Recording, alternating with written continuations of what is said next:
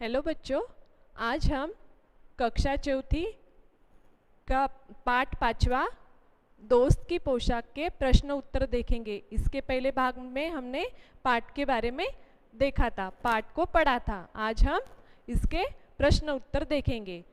तो पहला प्रश्न है तुम्हारे सवाल। कहानी के बारे में कोई 5 प्रश्न बनाकर नीचे दी गई जगह में लिखो। कॉपी में इनके उत्तर लिखो। आपको क्या करना है, कहानी को अच्छी तरह से पढ़ना है और उसमें से कोई भी 5 प्रश्न बनाकर इसके नीचे आपको लिखना है और इसके उत्तर आपको आपके हिंदी के कॉपी में लिखना है। तो कैसे प्रश्न बनाना है मैं आपको यहाँ पे बताती हूँ। तो पहला प्रश्न है, नसरुद्दीन किससे मिलकर बहुत खुश हुए।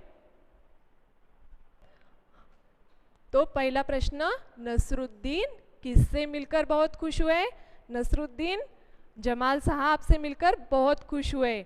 नसरुद्दीन अपने पुराने दोस्त जिनका नाम क्या था, जमाल साहब, उनसे मिलकर क्या हुए थे, बहुत खुश हुए थे। तो इसका उत्तर नसरुद्दीन जमाल साहब से मिलकर बहुत खुश हुए।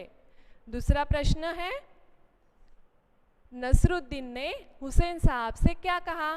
नसरुद्दीन ने हुसैन साहब से कहा कि जमाल साहब मेरे पुराने दोस्त हैं और इन्होंने जो अचकन पहनी है वह इनकी अपनी ही है। तो दूसरा प्रश्न यहाँ पे क्या पूछा गया, नसरुद्दीन ने हुसैन साहब से क्या कहा। ये प्रश्न आपको कहानी पढ़कर खुद आपको वहाँ पे ढूंढने हैं और उसके उत्तर आपके हिंदी के कॉपी में लिखने हैं। तो तीसरा प्रश्न है, नसरुद्दीन ने अपने पड़ोसी को जमाल साहब की पोशाक के बारे में क्या बताया। इसका उत्तर क्या होगा, उन्होंने जो अचकन पहन रखी है वह मेरी है। अब चौथा प्रश्न, जमाल साहब ने नसरुद्दीन को क्या समझाया। जमाल साहब ने नसरुद्दीन को समझाया कि पोशाक के बारे में न कहना ही अच्छा होगा। पांचवा प्रश्न, जमाल साहब ने घूमने जाने से क्यों मना कर दिया। इसका उत्तर है, जमाल साहब की पोशाक मामूली सी थी इसलिए उन्होंने घूमने जाने से मना कर दिया। इस प्रकार के प्रश्न आपको क्या करना है, कहानी में से ढूंढकर लिखना है। आप भी आपके मन से यहाँ पे प्रश्न बनाओ और उसके उत्तर लिखो। अब दूसरा प्रश्न, तुम्हारी बात। तुम्हारी बात। नसरुद्दीन और जमाल साहब बन ठन कर घूमने के लिए निकले। क, तुम बन ठन कर कहाँ कहाँ जाते हो। आपको यहाँ पे क्या लिखना है, जैसे नसरुद्दीन और जमाल साहब बन ठन कर मतलब सज धज कर घूमने के लिए निकले थे, तो आप लोग भी ऐसे बन ठन कर मतलब सज धज कर कहाँ कहाँ जाते हो उसका उत्तर लिखना है। कैसे लिखना है, मैं बन ठन कर अपने दोस्तों के जन्मदिन की पार्टी में और अपने रिश्तेदारों के घर जाता हूँ। इस तरह से आपको इसका उत्तर लिखना है। ख, तुम किस किस तरह से बनते ठनते हो।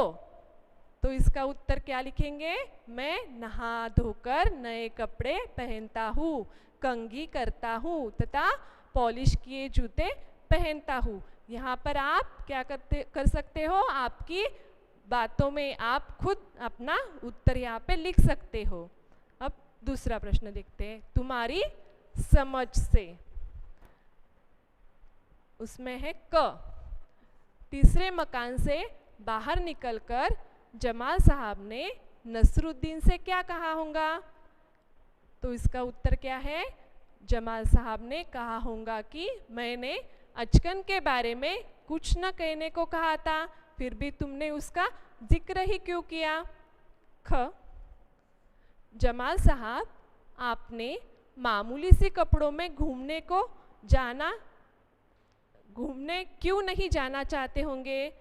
उसका उत्तर क्या होगा, जमाल साहब मामूली से कपड़ों में घूमते तो लोग कहते कि उनके पास अच्छे कपड़े नहीं है, इसलिए जमाल साहब अपने मामूली से कपड़ों में घूमने नहीं जाना चाहते होंगे। नसरुद्दीन, अगला प्रश्न, नसरुद्दीन अपनी अचकन के बारे में हमेशा क्यों बताते होंगे? नसरुद्दीन एक मजाकिया इंसान थे। वे अपने दोस्त से मजाक करने के लिए अपनी अचकन के बारे में हमेशा बताते होंगे। तो इसके उत्तर क्या करना है? तुम्हारी समझ से मतलब आपको अपनी समझ से इस प्रश्न के उत्तर लिखने हैं। मैंने यहाँ पे आपको किस तरह उत्तर लिखने ये बताए, आप भी अपने समझ से यहाँ पे उत्तर लिख सकते हो। अगला प्रश्न, गपशप। गपशप मतलब आपस में बातचीत करना। तो जमाल साहब और नसरुद्दीन जहाँ हुसैन साहब के घर गए थे, तो हुसैन साहब की बेगम को नसरुद्दीन और जमाल साहब से मुलाकात का किस्सा सुनाया। किसने सुनाया? हुसैन साहब ने। तो इन दोनों में क्या बातचीत हुई होंगी वो आपको लिखना है। इसका उत्तर आप कैसे लिख सकते हो? ये देखो, बेगम, कौन आया था? फिर हुसैन साहब कहते हैं नसरुद्दीन अपने दोस्त के साथ आया था। तो बेगम क्या कहती है? बेगम किस दोस्त के साथ? फिर हुसैन साहब कहते हैं जमाल नाम का कोई पुराना दोस्त था। बेगम कहती है तब जरूर ही वह अचकन उसकी अपनी नहीं होंगी। हुसैन साहब कहते हैं हाँ हाँ, उसने तो नसरुद्दीन की ही अचकन पहन रखी थी। इस तरह से आपको इसका उत्तर लिखना है। उसके बाद है घूमना फिरना। नसरुद्दीन ने कहा चलो दोस्त मोहल्ले में घूम आए। जब नसरुद्दीन अपने दोस्त से मिले, वे उसे अपना मोहल्ला दिखाने ले गए। जब तुम अपने दोस्तों से मिलते हो तब क्या क्या करते हो? तो यहाँ पे उत्तर ऐसा आ सकता है, मैं जब अपने दोस्तों से मिलता हूँ तब उनके साथ खाता पीता हूँ, उनके साथ पार्क में घूमने जाता हूँ और उनके साथ खेलता हूँ। करके दिखाओ। नीचे कुछ वाक्य लिखे हैं, इनका अभिनय करना है। तुम चाहो तो कहानी में देख सकते हो कि इन कामों का जिक्र कहाँ कहाँ आया है। जैसे कि बन ठन कर घूमने के लिए निकलना। आपको यहाँ पे क्या करना है? अभिनय करके दिखाना है। सबसे पहले इसका आप अर्थ समझ लो। तो पहला है बन ठन कर घूमने के लिए निकलना। तो इसका अर्थ है सच सवच कर घूमने के लिए निकलना। दूसरा है घड़ो पानी पड़ना। इसका अर्थ है शर्मिंदा होना, शर्म महसूस करना। तीसरा है मुंह बनाकर शिकायत करना, चेहरे पर अप्रसन्नता लाना, असंतोष का भाव प्रकट करना। गर्मजोशी से स्वागत करना। इसका अर्थ है उत्साह, जोश, बहुत खुशी से क्या करना? स्वागत करना। नाराज होना, गुस्सा होना, देखते ही रह जाना, चकित होकर चुपचाप रह जाना।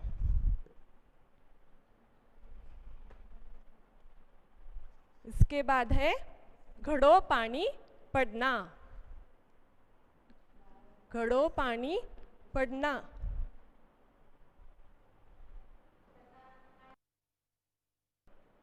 नसरुद्दीन की बात सुनकर जमाल साहब पर तो मानो घड़ो पानी पड़ गया।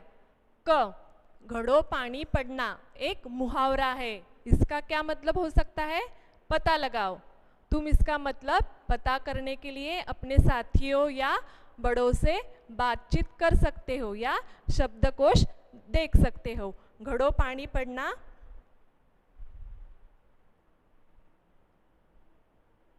इसका मतलब, इसका उत्तर है घड़ो पानी पड़ना। इस मुहावरे का अर्थ क्या है?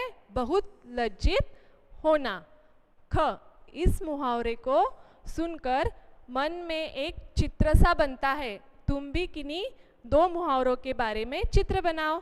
कुछ मुहावरे हम दे देते हैं, तुम चाहो तो इनमें से कोई पसंद कर सकते हो। नीचे कुछ मुहावरे दिए गए हैं, उसके पहले हम क्या करेंगे? अर्थ देखेंगे और कोई दो मुहावरों के आपको क्या करना है? चित्र बनाने हैं। तो पहला मुहावरा है सिर मुंडाते ही ओले पड़ना। इसका अर्थ है किसी काम को शुरू करते ही उसमें मुसीबत आ जाना। दूसरा है ऊंट के मुंह में जीरा। इसका अर्थ है आवश्यकता से बहुत कम प्राप्त होने वाली चीज। तीसरा है दिया तले अंधेरा। इसका अर्थ है दूसरों को उपदेश देने वाले व्यक्ति का खुद का अच्छा आचरण ना होना। उसके बाद है ईद का चांद, किसी व्यक्ति या फिर किसी चीज़ का बहुत दिनों के बाद दिखाई देना। तो यहाँ पे देखो दो चित्र आपको दिख रहे हैं। पहला है सिर मुंडाते ही ओले पड़ना, उसका ये चित्र है। दूसरा है दिया तले अंधेरा, दिया तले अंधेरा। इस तरह आपको क्या करना है, चित्र बनाने हैं।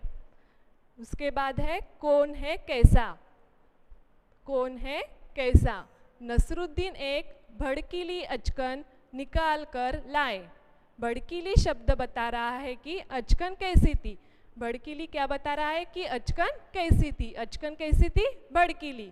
कहानी में से ऐसे ही और शब्द छांटो जो किसी के बारे में कुछ बताते हो। उन्हें छांटकर नीचे दी गई जगह में लिखो। देखें कौन सबसे ज़्यादा ऐसे शब्द ढूंढ पाता है। तो क्या करना है, ये क्या है, विशेषण है। विशेषण भड़कीली, पुराना जैसे शब्द किसी के बारे में कुछ खास या विशेष बात बता रहे हैं, इन्हें क्या कहते हैं, विशेषण कहते हैं। ऐसे ही कुछ शब्द आपको कहानी में से ढूंढकर आपको यहाँ पे लिखना है।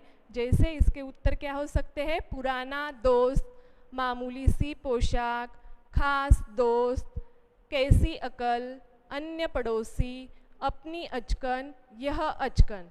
इस तरह के विशेषण आपको कहानी में से ढूंढकर क्या करने हैं, लिखने हैं। इसका बाद का प्रश्न देखेंगे, पास पड़ोस। पड़ोस के घर में जाकर नसरुद्दीन पड़ोसी से मिले। तुम अपने पड़ोसी बच्चों के साथ बहुत से खेल खेलते हो, पर क्या तुम उनके परिवार के बारे में जानते हो? चलो दोस्तों के बारे में और जानकारी इकट्ठी करते हैं। यदि तुम चाहो तो उनसे ये बातें पूछ सकते हो। तो आपको क्या करना है, अपने दोस्त के घर, जो पड़ोसी है अपने दोस्त, उनके घर जाकर आपको क्या करना है, उनके बारे में कुछ जानकारी इकट्ठी करनी है। जैसे कि घर में कुल कितने लोग हैं, उनके नाम क्या है, उनकी आयु क्या है और वे क्या काम करते हैं। ऐसे जानकारी आपको क्या करनी है, इकट्ठी करनी है। इस सूची में तुम अपने मन से भी बहुत से सवाल जोड़ सकते हो। आपको क्या करना है, ऐसे ही कुछ सवाल आपके मन से यहाँ पे जोड़ना है और इसका उत्तर आप अपने पड़ोसी बच्चों और उनके परिवार वालों से ये प्रश्न पूछकर क्या करना है, उत्तर लिखना है, उनकी जानकारी इकट्ठा करनी है। अब देखेंगे शब्दों का हेर फेर। झूठा, झूठा, इन शब्दों को बोलकर देखो। ये मिलती जुलती आवाज वाले शब्द है। जरा से अंतर से भी शब्द का अर्थ क्या हो जाता है, बदल जाता है। नीचे इसी तरह के कुछ शब्दों के जोड़े दिए गए हैं। इन सब के अर्थ अलग अलग है। इन शब्दों का वाक्यों में आपको क्या करना है, प्रयोग करना है। यहाँ पे क्या कुछ शब्द दिए गए हैं, इनका आपको क्या करना है, वाक्य में प्रयोग करना है। जैसे पहला घड़ा, कुम्हार घड़ा बनाता है, वैसा ही गड़ा। बोलने में एक जैसा लगता है लेकिन दोनों शब्द कैसे हैं, अलग अलग है। तो गड़ा, तुमने सुंदर मूर्ति गढ़ी है। अब दूसरा घूम, बच्चे पार्क में घूम रहे थे। अब दूसरा घूम के जैसा ही क्या है, झूम, पौधे हवा से झूम रहे थे। राज, पुराने समय में यहाँ मुगलों का राज था। राज, यहाँ पे देखो ज के नीचे क्या लगा है, नुक्ता लगा है, तो इसका अर्थ बदल गया है। सबको तुम्हारे इस राज का पता चल गया है। फन, यहाँ फ के नीचे क्या लगा है, नुक्ता लगा है। तानसेन अपने फन में क्या थे, माहिर थे। फन, सांप ने अपना फन उठा लिया। सांप ने क्या किया, अपना फन उठा लिया। नुक्ता लगाने से यहाँ पर अर्थ बदल गया। अब नीचे देखते हैं सजा। दिवाली के दिन सारा शहर सजा हुआ था। सजा। अब यहाँ ज के नीचे क्या लगा है, नुक्ता लगा है, चोर को सजा जरूर मिलेगी। खोल, मम्मी ने दरवाजा खोल दिया। खोल, उबला हुआ पानी खोल रहा था, उबला हुआ पानी खोल रहा था। तो इस तरह इस पाठ के प्रश्नों के उत्तर आपको लिखना है। धन्यवाद।